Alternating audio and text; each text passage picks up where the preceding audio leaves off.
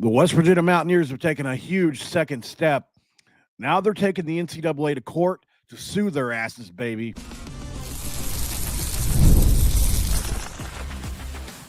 You are Locked On West Virginia, your daily podcast on the West Virginia Mountaineers, part of the Locked On Podcast Network, your team every day. And what is up, guys? Welcome back in. My name is Mountaineer Paul. I am your host. This is Locked On West Virginia, baby. Sorry I'm a little bit late, guys. I did 5 videos yesterday or whatever it was. I did one at midnight. I needed just a little time off. So I appreciate you guys for letting me sleep in today and just kind of get regenerated. I will do multiple videos today, at least 2 or 3. There's just so much to talk about, which I'm grateful for. Thank God we have content. Thanks for making Locked On West Virginia your first listen, and for being part of the Locked On Podcast Network. We talk about your team, the Mountaineers, every single day. I'm going to be brought to you by Game Time, of course. And look, we talk about Game Time a lot on the channel. That's because right now you can use promo code Locked On College for $20 off your first purchase. You can only do that at Game Time. Make sure you're doing it. Thanks for being here, guys. Thanks for making Locked On West Virginia your first listen, and for being part of the Locked On Podcast Network, where we talk about your team every single day. All right. West Virginia Mountaineers have 4 players that we know about. I've covered it extensively on this channel.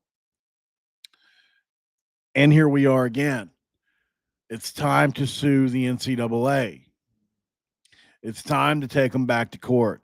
I think a lot of people are asking the question, why not sooner? I have an answer for you on that. We'll get there. But let's talk about what this thing is, right? We'll share a screen with you really quick. And let's go over to Sam Ehrlich, who kind of has exactly what this is all about. So we have eligibility rule lawsuit number 30. This one involves multiple athlete plaintiffs, all seeking to play football this fall for West Virginia after transferring this spring. The plaintiffs are Jimoy Robinson, Jeff Weimer, Ty Edwards, and Justin Harrington. And then it goes through the complaints, right? So I'll be telling you guys exactly what these means. I've broken them down into a little bit more digestible terminology, in my opinion. So, I'll put one up and flip through them intermittently as I read through my document. So this lawsuit is going to be filed in the U.S. District Court for Northern District of West Virginia, which covers areas like Morgantown, right? This is the same federal court that back in December of 2023 ruled against the NCAA in a pretty big way, if you remember, because that brought the state of West Virginia versus Judge John Preston Bailey, who issued an injunction striking down the NCAA's year in residence rule for transfers. That was the one that forced athletes to sit out a year after switching schools. The judge said it violated federal antitrust laws by unfairly restricting competition and player movement. That ruling was a pretty big win for athletes and helped open up the transfer portal more freely. On August 4th, as of now, there's no more public word yet on which judge will be assigned to this case, which is Robinson versus the NCAA. So I'm assuming this is under Jimoy Robinson's name, probably because he has the best chances, in my opinion.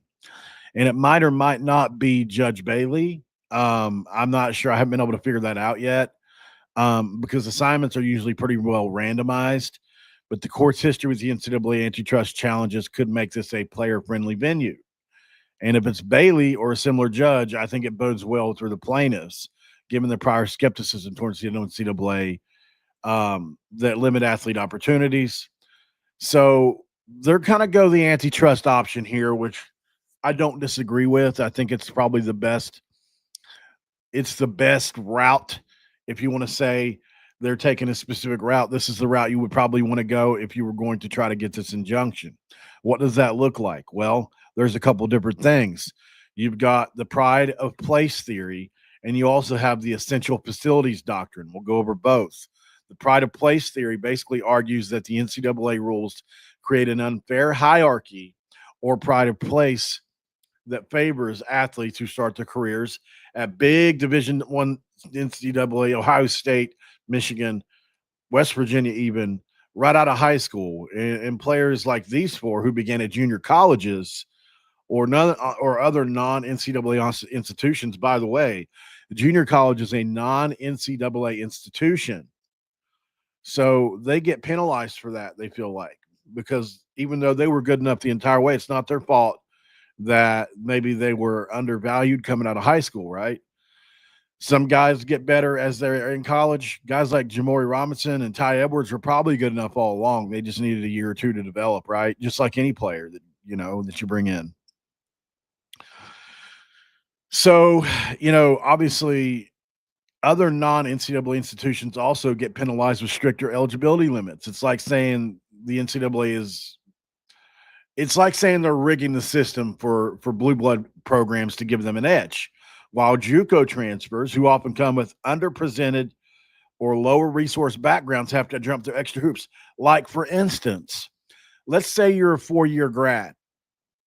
Your GPA has to be a 2.0 to transfer from one college to the next, right? If you are a junior college player, your GPA has to be 2.5 or higher. Why are they different, right? They should be the same for everybody, in my opinion. Some people argue that somebody that's already finished 4 years of college deserves a break, but I think, if anything, they should be held to a higher standard, in my opinion. So I'm curious to know how you guys feel about that. We'll flip to another page for you. So obviously that's a big deal in my opinion. And then you've got the plaintiffs that are going to claim that this hurts competition by discouraging talented players from taking the JUCO route, which could be a more affordable or developmental path. And so in antitrust lingo, it's kind of like how the rules distort the market for college athletes. It makes it much harder for some to reach the top level and even earn NIL deals for pro prospects. This is a real thing I believe in, guys. I believe this does happen. And then you've got the essential facilities doctrine. This one is kind of interesting too, because it's a classic antitrust idea. Basically what it does, it's a case against those that have monopolies. Think like, what's a good one? Old phone companies, or maybe even railroads, right? Like, the plaintiffs are going to say that the NCAA controls essential facility, which basically means the entire system of college sports competition, including games, scholarship, exposure, be another one, that athletes need to succeed, right? Well, they control it all. And if the JUCO is not a part of the NCAA, why do they want to give them any ounce of their waking time? So the athletes need to succeed. By denying waivers arbitrarily, the NCAA is blocking access to this facility without good reason, which stifles competition. It harms players. And for WVU fans, imagine the NCAA is the gatekeeper to Milan Puskar Stadium, right? If they unfairly lock out key transfers, then we can't field the best lineup, and we miss out on wins, right? That's how I look at this. So, it goes a little bit deeper into trust theories than others have. And I think this is interesting because the pride of place, right, is a big deal. And then also, maybe they'll go with some simpler claims as well. You never know. But, they're going to build on that 2023 transfer rule decision probably, and potentially pressure the NCAA to rethink how it treats JUCO alumni, which probably needs to be done anyways, and could definitely set a precedent beyond these 4 players for sure, and could affect West Virginia recruits who come from community college. So that's a pretty big deal, guys. Looking at the rest of the breakdown here, and we'll go ahead and flip through another page for you guys. I'm sorry if I'm leaving it on there too long. I know it's not a lot to read. So if you want to look at the rest of the breakdown, basically to keep everybody in one place and easy explain for everybody here, this is going to be an overview of everything that I was able to figure out. So this will be case number 1-25-CV-00075-TSK. That's the first document that you guys read, which was filed on August 1st.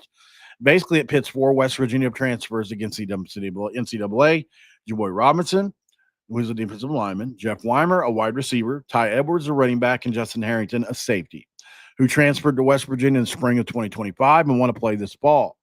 They're asking for an injunction to override the NCAA's denial of their eligibility waivers, right? Plus their damages and rule changes. I guess it's to be assumed that their eligibilities have been denied based on the fact that they're going to court, right? I hadn't thought about that till just now. Trying to put this together, I guess you would have to assume that the NCAA probably did deny them their waivers, right? That's interesting. I guess for whatever reason that just hadn't crossed my mind yet, y'all. I've been too busy trying to interpret this stuff. So anyway, right now is according to Rich Rod, they're barred from team practices. They got to train solo.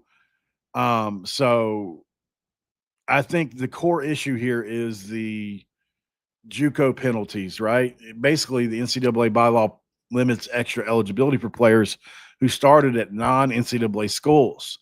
Even if they've only competed a few years at the NCAA level, the plaintiffs say that this is going to be arbitrary because, especially after the NCAA guidance in 2024 suggested more flexibility post-COVID, right? And which, like with red shirts, they think it violates antitrust laws, which like the Sherman Act, basically, which plus West Virginia state laws, which says that you create a monopoly that denies essential facilities or pride of place. We explained that above.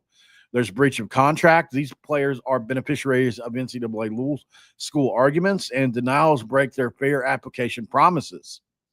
They're basically, these guys are employed at West Virginia, and you're saying you can't earn this right now because of these arbitrary things that we've come up with before now that don't apply to now, right? Then there's the promissory estoppel, which basically means that the NCAA's guidance was a promise they relied on, like skipping the draft or transferring, right?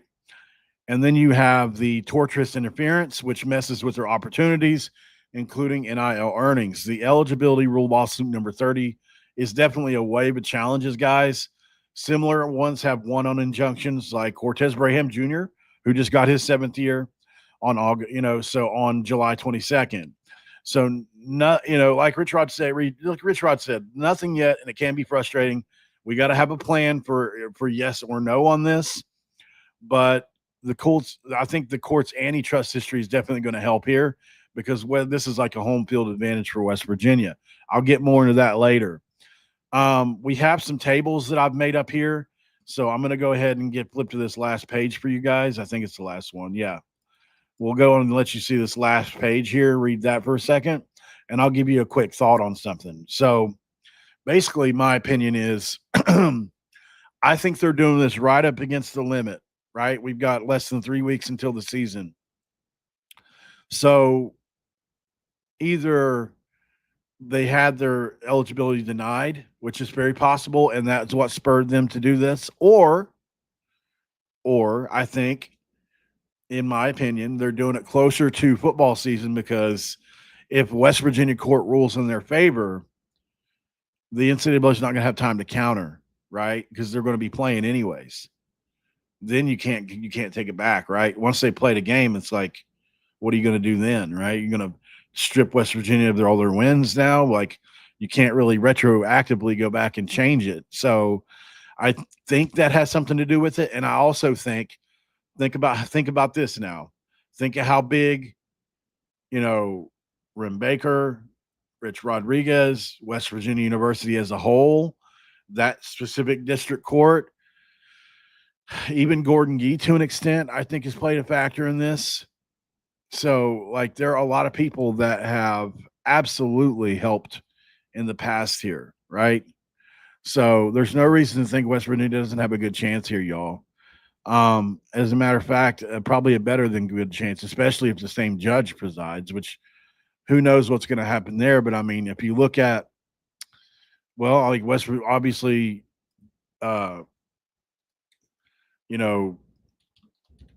Patrick Morrissey, sorry, I had a brain fart for a second there. Patrick Morrissey's obviously been huge on West Virginia's side when it comes to this stuff. And I think he probably has some control over this, right? So you could probably go to Patrick Morrissey and say, here's our situation. And he's probably like, yeah, I'll make sure this happens or that happens. I don't know for sure. Just speculating a little bit, but just keep that in mind, right? We've got a governor that's on our side. It's not like he's against us. He's actually pushing for this hard, right? So the judges are aware of that, and I have no idea whether they're liberal or if they're conservative judges. I have no clue. I don't know if it matters. I don't know which one you would want. I don't know which one would be better. I don't know if liberal or conservative would be better. I have no clue, but it seems like it worked out the last time. So that's really all that matters. Whichever one that was better for us is the one we want, right?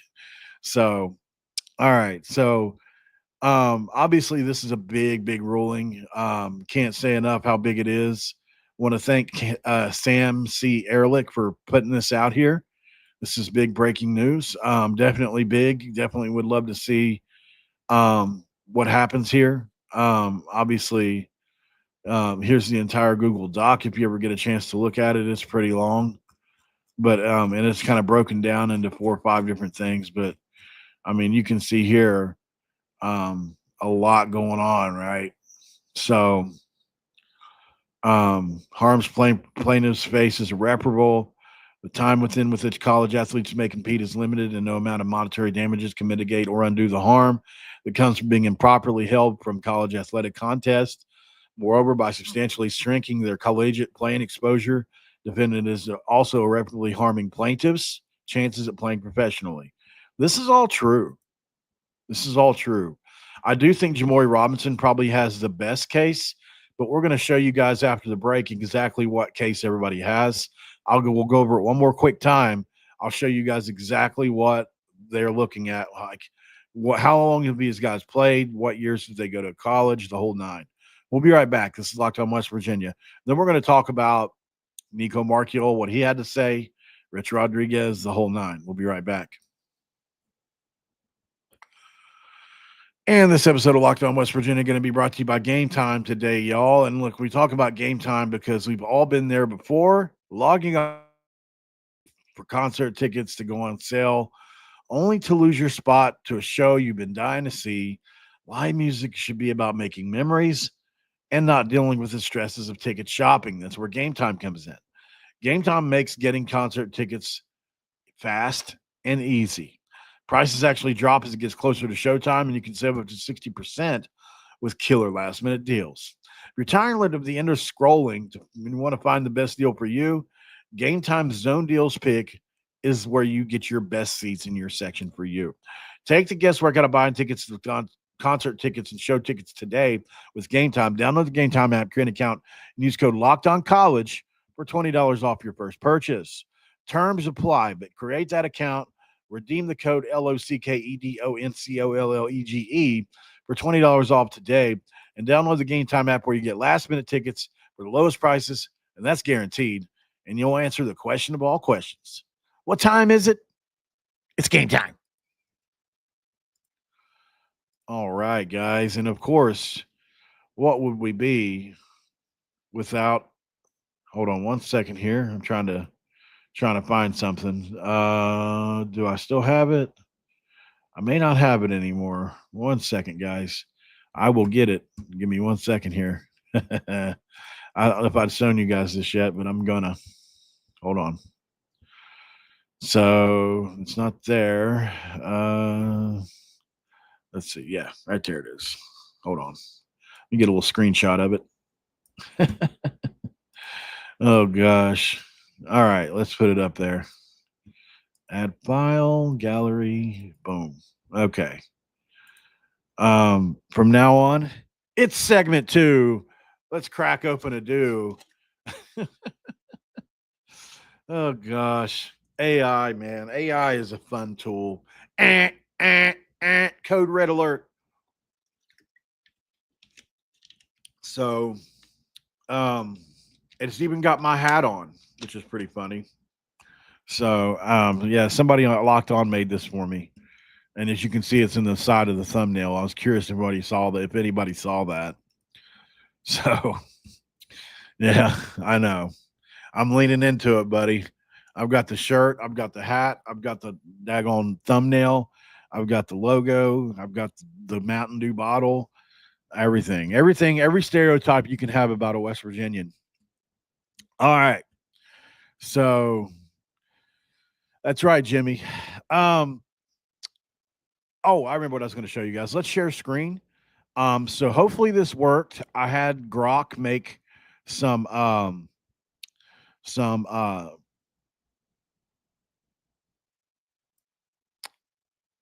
graphs here, whatever you want to call it. Gosh, my brain farts today. I didn't sleep well last night, guys. I had sleep apnea, and man, it just some days it makes me a little just.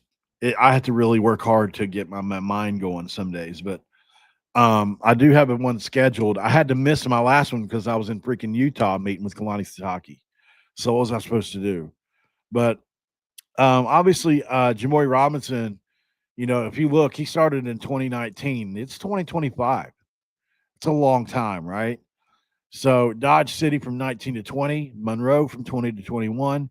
Then he spent 4 years at UTSA, right?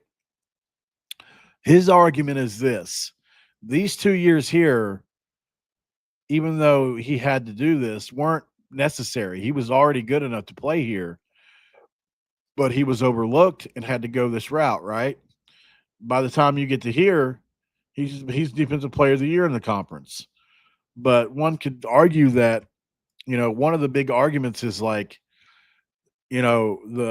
the facilities, the nutrition, the training staff, the level of coaches that a Power Four university gets when you get a player like Jamori Robinson. The progress you can make with a kid like Robinson can be made in a year or year and a half in Power Four, as to where JUCO, it probably did take him 2 years and maybe even 3 to really get on that level, right? So the 2 years at JUCO, first of all, you're not a part of the NCAA. You're not in a situation to where you're not in a situation where you're being looked at heavily by anybody, right? And then not only that, 2020 year was out from COVID. So technically he's only played 5 years, and the only reason he's not playing is because his eligibility clock is out, right? So if you strike off one of these years, he didn't play in 2020. That makes him technically a fifth year senior this year, right? I think he's got the best case of all the people here to actually get this, because it makes sense to me. If you're going to strike off Diego Pavia's rule from not 2018, 1 year of JUCO, even just knocking off 1 year of JUCO helps these guys, you know.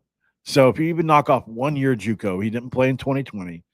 That means Jamori Robinson, I think, has the best case of all these guys to actually get this. If you look at Jeff Weimer, he's got an interesting case too. 2018 and 19, he played at Hartnell College. He did play. 2019-20, Hartnell College, he redshirted. Also, I think the entire JUCO shut down that year.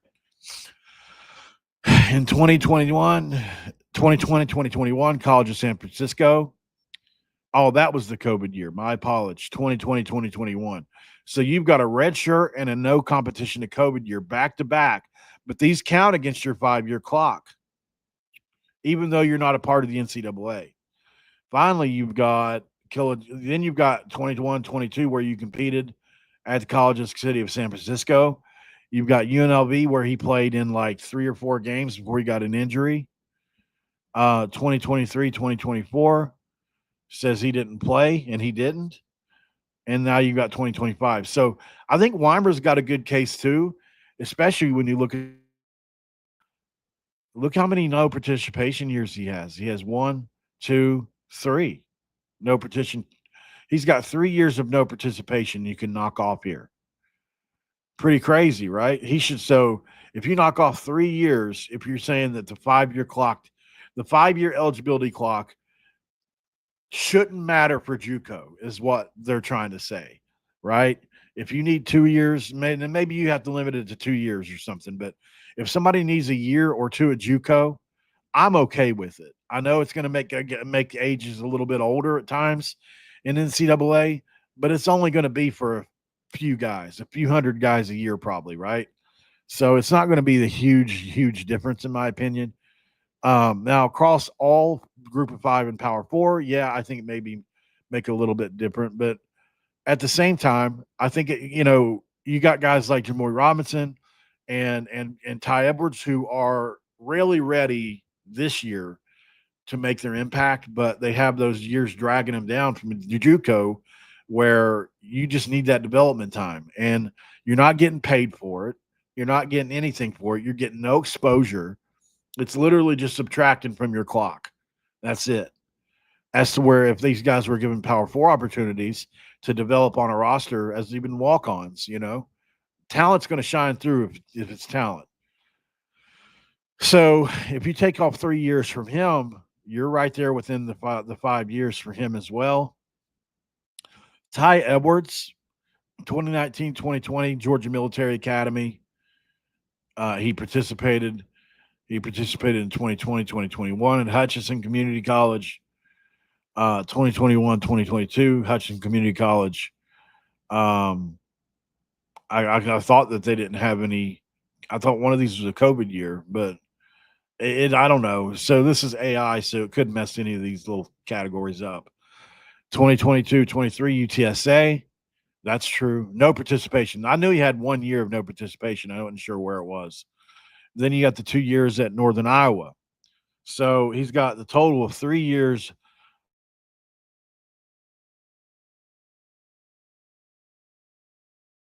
over the past of competition. So basically, he's saying, look, man, I redshirted at UTSA. I had junior college all these years. Technically, I should only have 2 years counted against me, is what he's trying to argue. Now, will you get all that? I don't know. I mean, can you really knock 4 years off of a guy? That's insane to think. That means he would be a sophomore or a junior. Can you imagine that? But for a guy that like Ty Edwards, who's probably borderline NFL, that could mean 2 more years of feeding your family and starting a life for yourself rather than, well, just when you finally started to get it, yeah, and you didn't even couldn't even go to the combine this year. So it's like completely. Jamoy Robinson, I think, will be fine either way. But like, if you look at, he probably gets signed as an undrafted free agent, probably somewhere, and get a good contract. I don't know if that's even possible, but if he couldn't play this year, I don't know what you would do.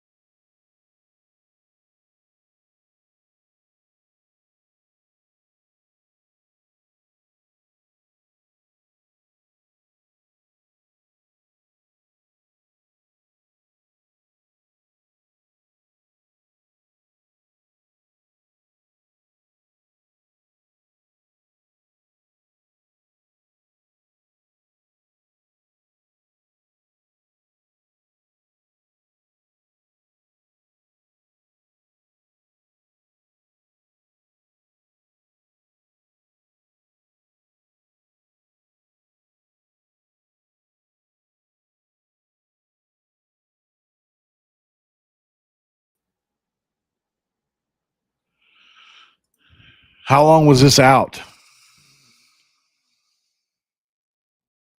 How long was I out?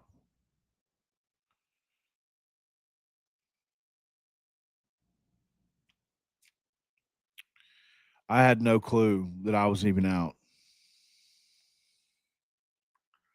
A few minutes?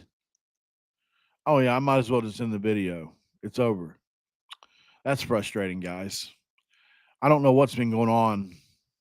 I don't know what's been going on with this here lately. This has been happening to me an awful lot. What a frustration, man. I guess I can edit this afterwards and just put it back out. Maybe that's what I should do. I'll probably download this, edit it, take out the couple minutes that went out, and just repost it. Maybe that's what I should do. Either way, I mean, we're 30 minutes into this by the time people see that, right?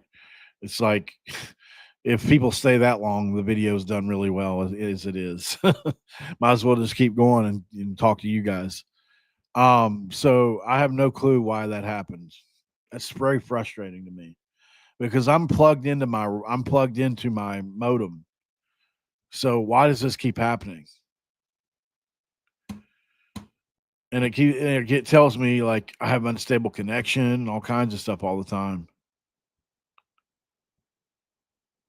A pit fan knows where I live.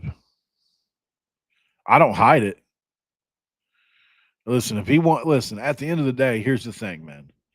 I'll just put this right out here right now.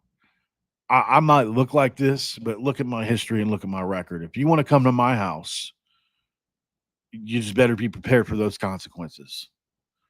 I'll tell you that, like definitely not scared here. Look at my record. Paul Aaron Rockel, look me up.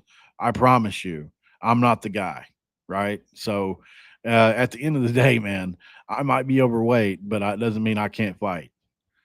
So if somebody wants to come to my house, I'll protect myself for sure. All right. Looking back into, I don't know. I guess we kind of left off in a weird spot there because I was talking about Justin Harrington. Basically, he's trying to get eligibility. Um, you know, I would say that for me, I'm okay with all of them being eligible, even though it would probably set a bad precedent at times. So, no, it's if somebody comes to my house, I'll protect myself. That's what it is. My God given right. If somebody's saying they have my address, then okay, come on to my house and I'll protect myself. That's all. That's it. So, I mean, you can put my address out there to anybody you want. So,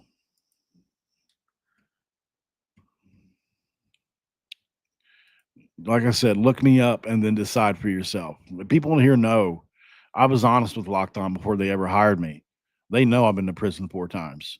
They know I spent 13 years in active addiction on the streets, kicking doors in. Like they know all that. And I changed my life. But at the same time, I also spent 4 years in the Marine Corps, right? So uh, I might be a chubby fat guy now, but that doesn't mean that I don't know how to handle myself if somebody tries to something crazy. It's really not even worth addressing. I don't like the fact that people put my address out there, different things like that. It's just why even go that far? Like I don't even know these people. But anyways, sorry to get off on a tirade. But like I feel like I have the right to defend myself publicly for sure. But yeah, definitely not threatening anybody. Not threatening anybody at all. All right. Rich Rodriguez had a press conference today.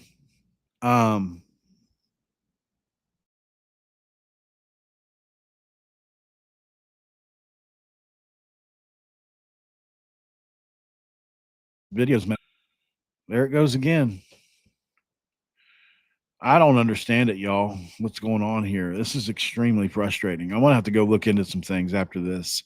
Maybe it's my modem. Maybe I need to check my modem out. Um, Interesting, man.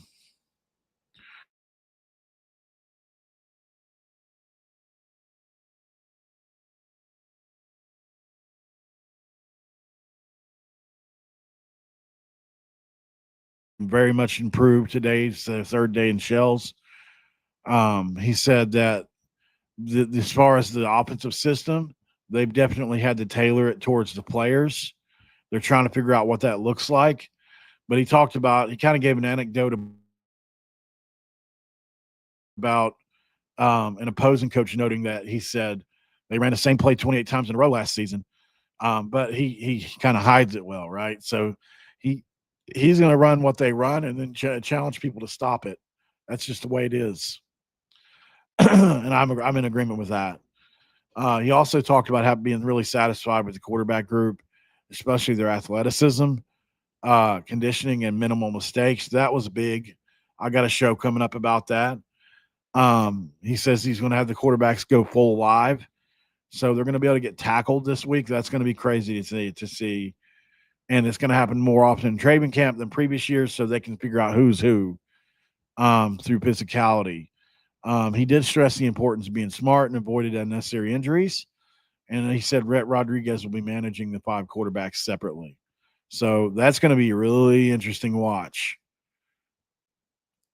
Yeah, at Curtis, I've tested it. It's extremely well. Over 500 megabytes per second download speed, and then like 25 upload. Way more than enough to stream. It's not an upload speed problem. So it's either a bandwidth problem, it could be a ping problem, I guess. But I've looked into all that. I've done ping trace, done a couple different things. For whatever reason, man, it's just not. I don't know what's going on. I know they worked on the stuff for a couple months there, and I was really mad about it. Remember when my screen was all fuzzy? Some of you may remember back in January or so, February, my screen would stay fuzzy all the time. Well, it was because the company was working on the nodes, and I had no clue. I thought it was my setup, but it ended up being the company. So maybe I should call and see if they're doing something on them again. Which would be so frustrating. I'd probably end up changing to another provider if they do that again, because I'm not waiting another 3-4 months. The season's about to start. Oh yeah, it's not happening. I'll tell you what, guys, we're already 39 minutes in. Let's just go ahead and end it here. And I'll do the full Rich Rod breakdown. And we got to talk about Nico Marchiol, man. A lot of really cool stuff was said about him today, including he thinks he can run for a lot of yards. So that's going to be extremely fun to see. At the end of the day. All right, y'all. Have a great evening. And I'll see you back here in a little bit, as long as my connection will allow it, I guess. I'll see you then.